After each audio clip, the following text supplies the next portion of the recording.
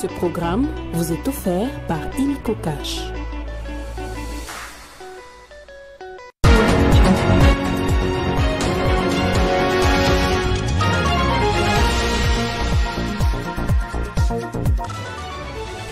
Au sommaire de ce journal, première réunion de commandement de l'année 2025, le commissaire divisionnaire principal Patience Mouchiliave appelle à une mobilisation générale derrière le commandant suprême Félix-Antoine Tshisekedi Tshilombo.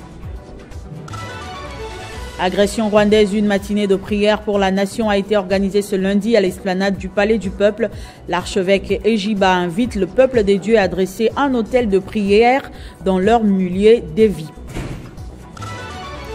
Lutte contre l'insécurité au Congo central, le gouverneur de province a remis 14 jeeps et 15 motos au commandant de la police pour intensifier la protection de la population et de leurs biens. Le point sur l'actualité, bienvenue à tous sur Télé 50. Face à la guerre d'agression injustement nous imposée par le Rwanda, nous devons défendre notre pays. Nous n'avons pas droit à l'erreur. Restons vigilants et éveillés, tous mobilisés derrière le commandant suprême, le chef de l'État, Félix-Antoine Tshisekedi Tshilombo.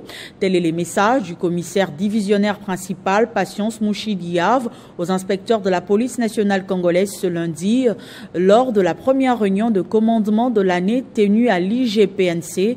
Crispin Chibikoufwa signe ce reportage.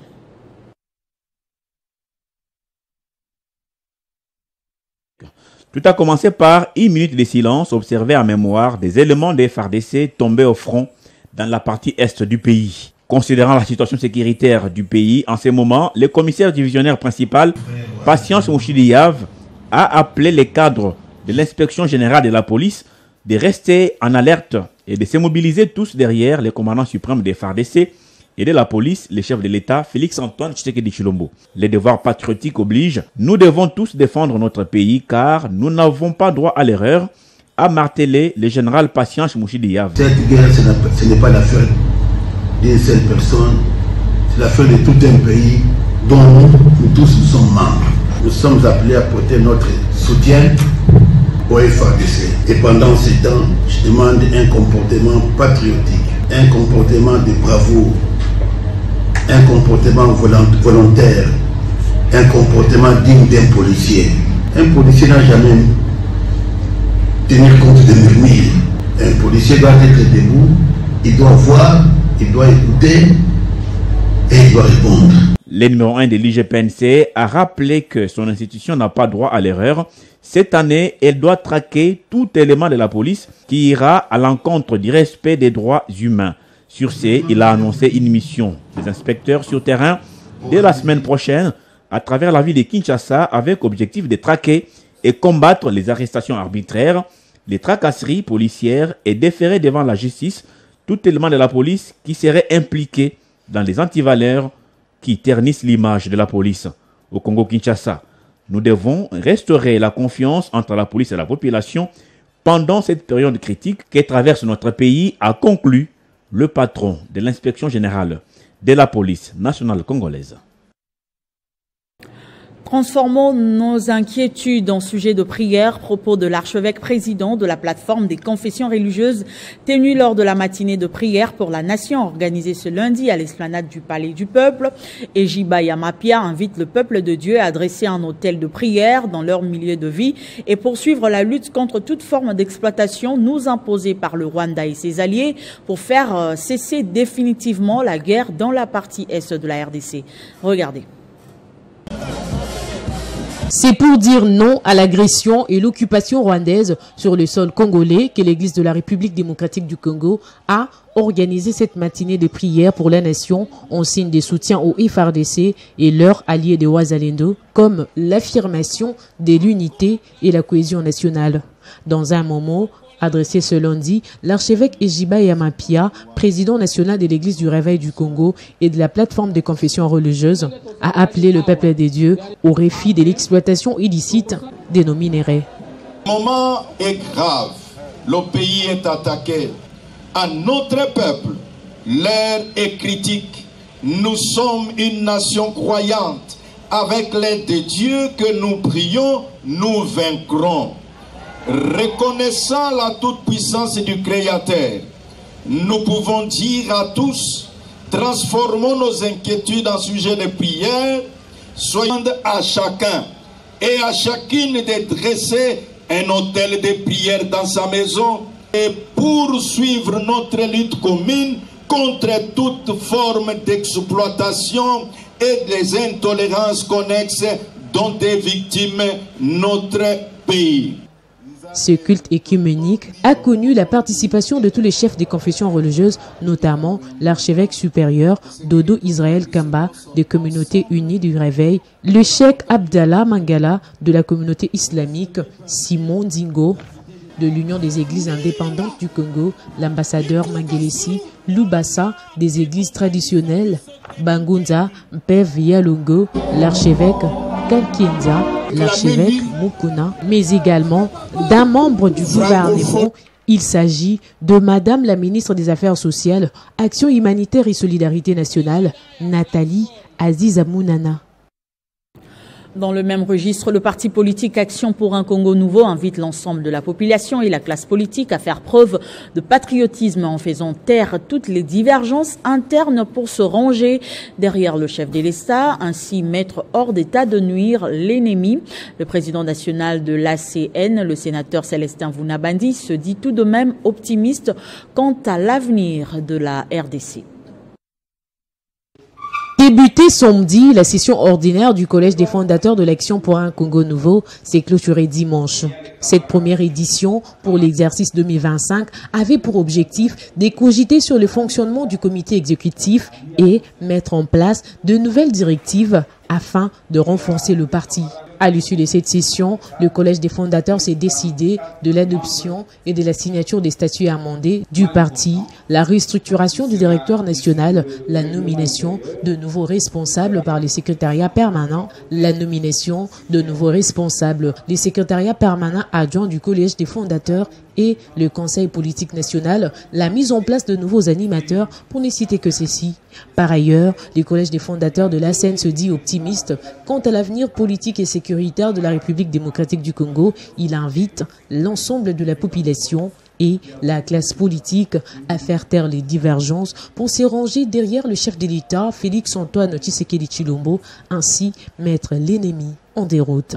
Face à cette situation grave, le Collège de fondateurs de l'ACN invite l'ensemble de la population et de la classe politique congolaise à faire triompher la fibre patriotique en faisant taire toutes les divergences internes pour se ranger derrière le chef de l'État, l'ensemble des institutions de la République ainsi que de nos forces de défense et de sécurité, afin de coûter l'ennemi hors du territoire national. Ainsi donc, l'Action pour un Congo nouveau s'aligne en ordre de bataille pour rafler les postes à tous les niveaux lors des élections de 2028. Autre chose à présent, parlons de la mission parlementaire sur l'exploitation illicite des minerais dans le Haut-Katanga. La délégation des députés a visité les entreprises minières basées à Lonchi dans le Haut-Katanga. Justement, constaté sur place les mauvaises conditions de travail et la non prise en charge des intérêts de la population. Sabwe Mining et Kisese ont été visités. Nous sommes à 80 km de Sakania, dans la cité de Lonchi. La délégation constituée des députés nationaux poursuit sa mission de contrôle parlementaire sur l'exploitation illicite des minerais. L'exercice parlementaire les emmène à Sabwe Mining et là, la commission échange avec les travailleurs, le banc syndical et l'administration avant d'effectuer une descente dans les différents sites dans le but de se rendre compte de la réalité sur le fonctionnement de cette entreprise chinoise et les conditions des travailleurs. Après avoir récolté plusieurs doléances, plusieurs réclamations de la part de la population, et nous avons amené ce cri au Parlement. Le perchoir de l'Assemblée nationale nous a entendus, ainsi que la plénière de l'Assemblée nationale. On a échangé avec les travailleurs sur site. Conduite par l'élu de Sakania, Serge Condé a ponctué cette mission dans son fief électoral en chutant par l'entreprise Kisese pour le même exercice. Après visite, l'élu de Sakania et la délégation ont visité l'usine de production en vue de faire rapport à la hiérarchie au niveau de l'Assemblée nationale. Nous, en tant qu'élus, notre première préoccupation, était de nous rassurer du traitement des travailleurs au sein de cette entreprise. Parce que cette entreprise, elle est la seule que nous avons dans la zone, c'est-à-dire ici à Chinsenda, et qui a beaucoup de travailleurs. Alors on devrait se rassurer que le traitement des travailleurs est bon et que le code de travail est respecté, ainsi que le code minier. Il faut rappeler que ces élus ont été dépêchés par le président de l'Assemblée nationale Vital Kamerhe pour répondre aux inquiétudes de la population de Sakania sur les mauvaises conditions des travailleurs infligées par les responsables de certaines entreprises minières qui exploitent illicitement les minerais du territoire sans que la population n'en tire bénéfice. Et puis la régie de voies fluviales a officiellement lancé la campagne de balisage sur le fleuve Congo dans son tronçon Kinshasa-Kisangani. La cérémonie a eu lieu au chantier naval de la régie de voies fluviales à Kinshasa. Sachez que le balisage lutte notamment contre les accidents de navigation qui entraînent souvent des pertes en vies humaines.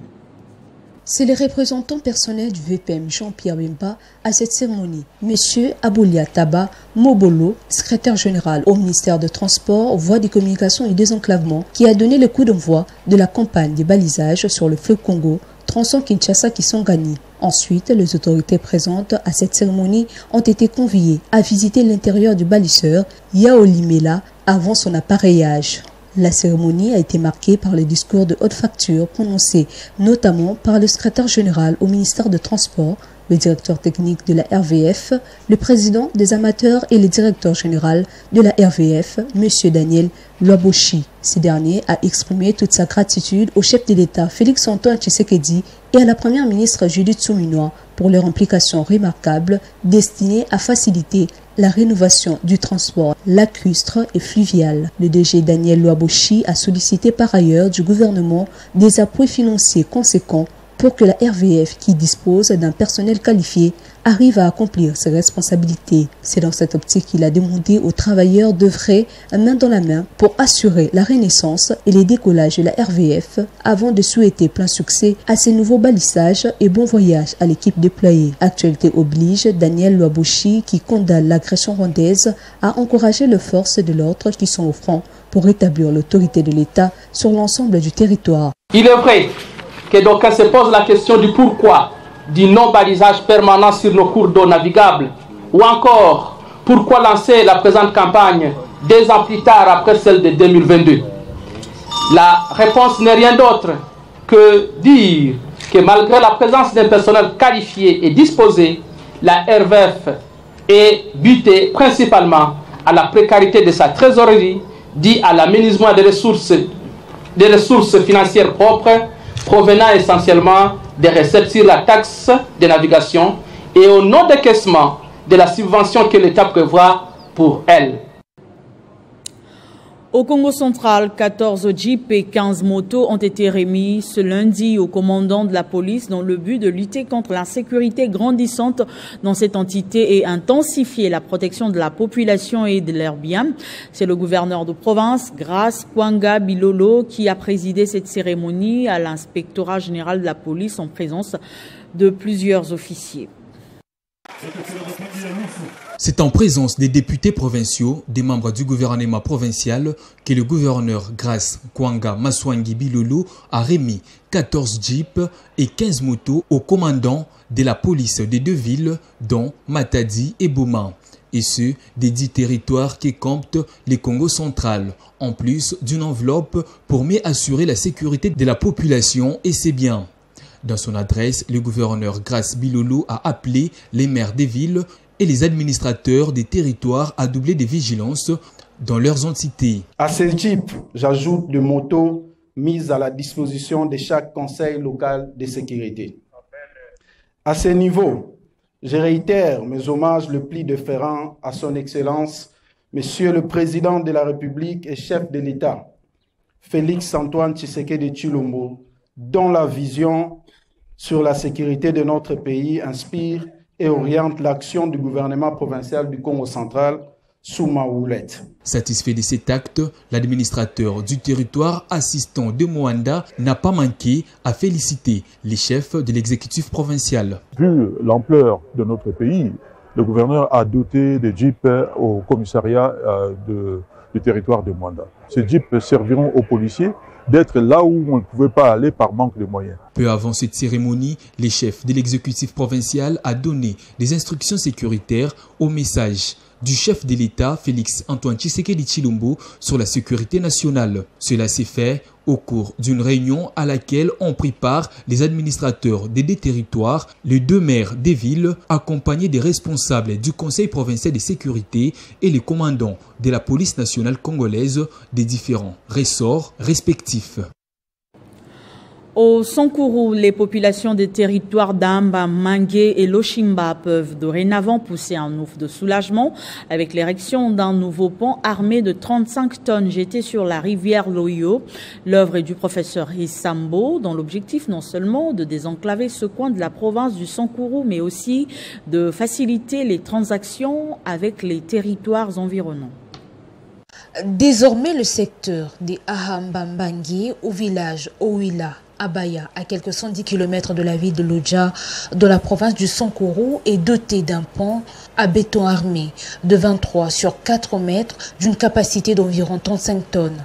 Cet ouvrage, construit sous fonds propres du professeur Jean-Louis Sambo Kangaché, fils du coin, a été réalisé par le fils de route. C'est le gouverneur de la province du Sankourou, Victor Kitengi Kanyama, qui a procédé à l'inauguration de ce pont jeté à la rivière Loyo. Ce bel ouvrage est la principale voie d'entrée entre deux territoires, Lodja et Lomila. Kitengi seul ne saura jamais faire face aux défis multiples qu'il y a au Sankourou. Voilà, le professeur a compris qu'on est non. Nous devons soutenir à Kambola Kassou. Nous invitons au Tabine de Bou, économie à Yonga. Principaux bénéficiaires de ce pont, les populations de ce coin du Sankourou ont remercié le professeur Jean-Louis Sambo Kangaché pour l'œuvre réalisée, car l'absence de ce pont était un obstacle pour la population qui se retrouvait obligée de transporter dans des conditions rudimentaires de produits agricoles vers l'Odja.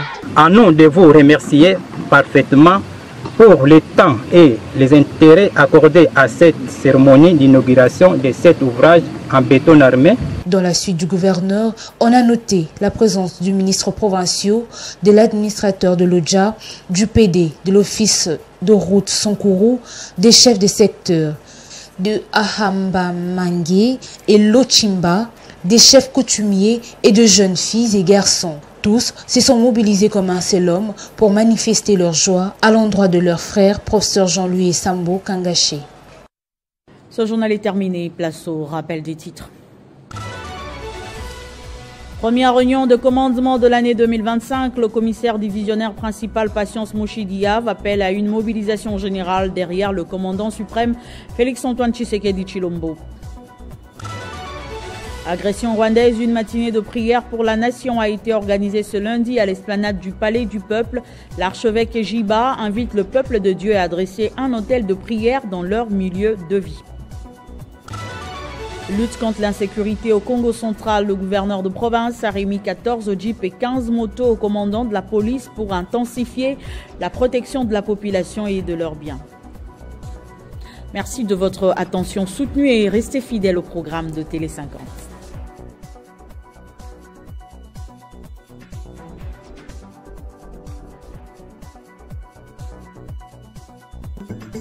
Retrouvez toute l'actualité en continu sur www.tele50.cd.